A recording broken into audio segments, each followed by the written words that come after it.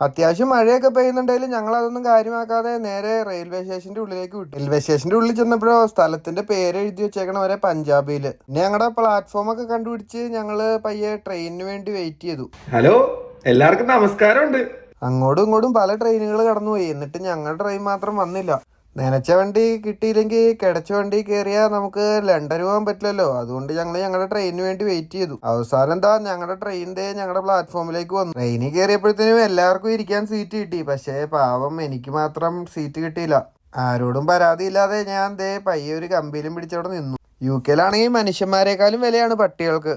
മിക്ക റെസ്റ്റോറൻറ്റുകളിലും ട്രെയിനുകളിലും എല്ലാം പട്ടി അലൗഡാണ് കേട്ടോ. പട്ടിയുടെ കണ്ടോടെ നമ്മുടെ അന്നൂസ് ആകെ ഹാപ്പിയായി. അന്നൂസിനാണ് ഈ പട്ടി എന്ന് പറഞ്ഞാൽ ജീവനാണേ.